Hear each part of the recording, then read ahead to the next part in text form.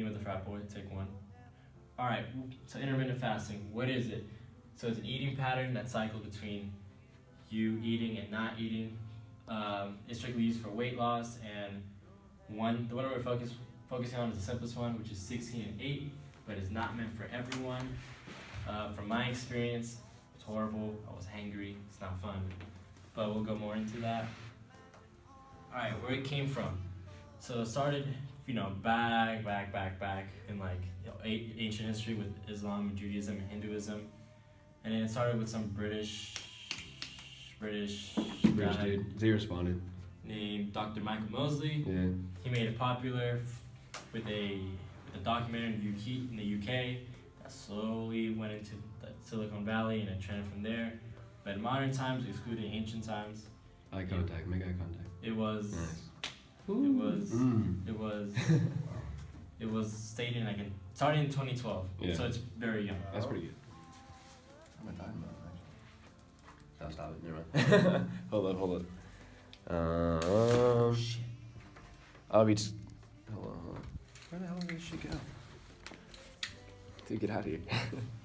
Okay, I'll be discussing the biomarkers and intermittent fasting and the effects in the human physiology. So intermittent fasting is an effective intervention for short-term weight loss and has been successfully used as a treatment for obesity. C proteins, leptin, triglyceride, TG concentrations, and all biomarkers that have been shown to decrease after exposure to IF.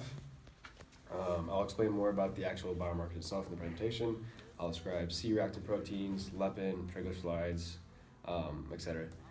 So studying show increase in LDL and plasma adipokin. I don't know how to say that. However, at the end of the whole study period, there was no shown change in high density and homocysteine. I'll explain that more in the presentation. So limitations to this research include that there's not really that many expansive studies that have been going on. It's more of a short-term kind of study for 2 months, whatever. So there's not really that much research that conclude IF is sufficient for long-term interventions. If you want And you're going. Since it's It doesn't matter. Yeah. Just practicing. Different types of intermittent fasting. Okay, so my name is Isaiah. From my side, I'm going to be talking about different types of intermittent fasting. So the most basic type, I guess you could say, would be 24-hour fasting. This is where you take a fasting approach where you eat only every 24 hours. So that means that you either eat dinner to dinner, breakfast to breakfast, or lunch to lunch, wherever your preference may be. And then the most typical that most people usually do is a 16 to 8 hour fasting, and this is where you fast for 16 hours, and then you have an 8 hour gap is where you fit in your meals of the day. And within that 8 hour period, you kind of want to not overindulge yourself, but eat enough to be okay for the rest of the day. And then there's the warrior diet, which dates all the way back to the Roman times. This is when the soldiers would go out for war, battle, just common town jobs. They had to do security, and they would work the majority of the day for about 22 to 23 hours a day. So they only were able to eat within that 1 hour after they got home and went to bed, and then slept, and then woke up again for their next day of work. There's 36-hour fasting, which pretty much sounds like the name. You fast for 2 days and don't eat any food consumption for the entirety of a 2 day, a day and a half, excuse me. Yeah, 36 hours for a day and a half. 48-hour fasting is where you don't eat for 2 days, and 2 days is the whole thing. There's the fast mimicking diet, where you eat within the range of 800 to 1,000 calories, and this is different and most beneficial because based on today, our calorie average diet is about 2,000 calories, so eating less than 1,000 calories of what's average is kind of taxing on the body, but it does, again, up that intake of your metabolism and kick up your metabolism boost.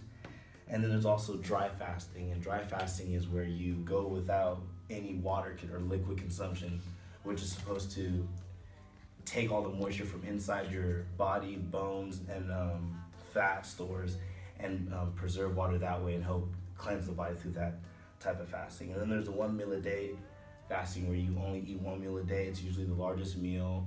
21 to 23 hours is your fasting period, and then when you make your meal, you make a big enough meal to provide for all the calories missed throughout the whole day. And that's it. Good. So I'll be doing advertising on intermittent fasting and who endorses it, advertising. This type of diet is advertised as patterns or cycles of fasting. Has been shown on NBC News and was shown as a new fad diet that was shown to promote weight loss and also improve individuals' overall health.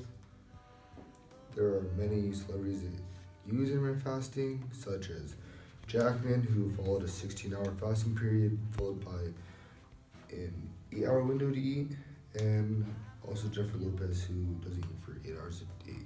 So Film like practicing your slides, you remember? Yeah. so you're gonna do your slides.